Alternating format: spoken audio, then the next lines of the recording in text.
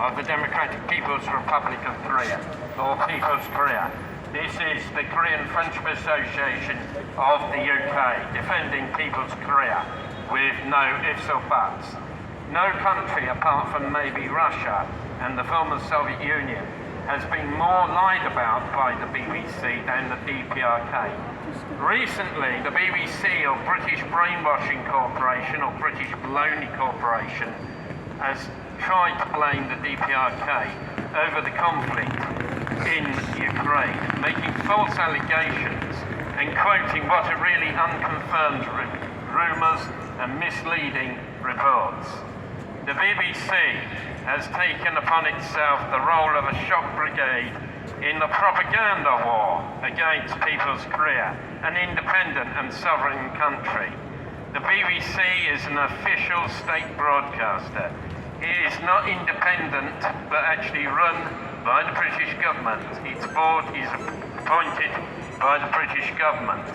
It is closely linked to British imperialism and US imperialism. Its staff are security vetted so that no one with pro-DPRK or pro-socialist views can work for the BBC, or indeed anyone to the left of Genghis Khan. In the BBC, the culture is very much no lefties here, John.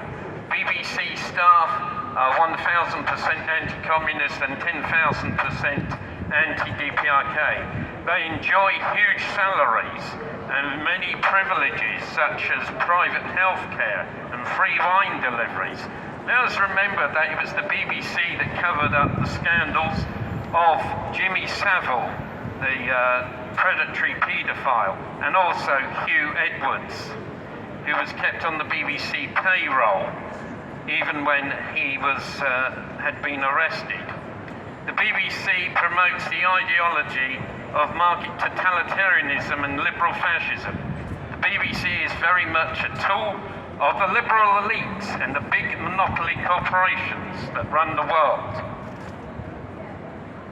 What is disgusting, that not only does the BBC continually lie about People's Korea, but it expects us to pay for its lies, to pay for its propaganda in the form of the BBC licence fee, which is £169 per year. Yes, £169 per year. You're paying for the BBC's lies against People's Korea. You are paying for regime change propaganda against the DPRK.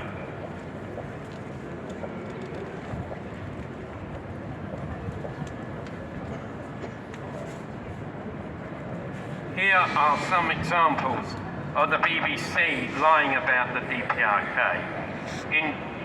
On June 15th, 2023, the BBC broadcast a programme titled Inside North Korea, alleging famine and starvation in the DPRK. If the BBC was right about the DPRK, by now everyone in the DPRK would have starved to death, not once, but several times. And in fact, recent reports from the Korean Central News Agency actually indicate that a bumper harvest is being reaped in the DPRK, with many farms increasing their per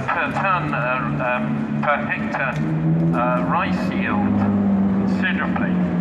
The BBC's demonisation of the DPRK is not just about anti-communism, but it is based on Orientalism and deep racism.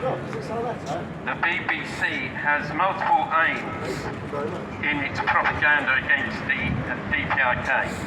Firstly, that'll be on the DG's office in about 5 minutes. Excellent, thank you very much. Thank you for your help. To portray the DPRK as a potential enemy to be attacked in a war.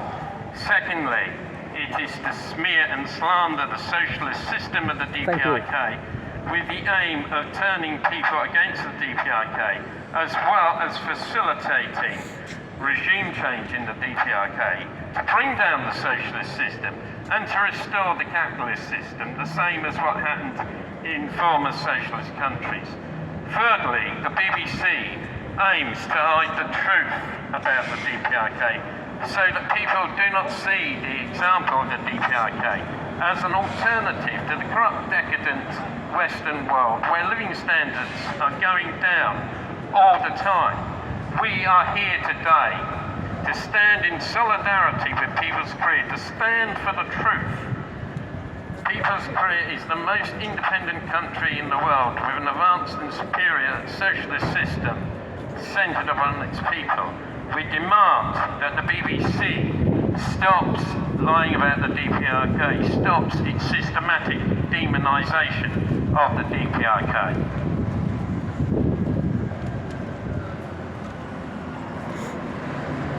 Defend People's Korea. No more lies about the DPRK, no more BBC lies. Down with the British brainwashing corporation. Defend People's Korea.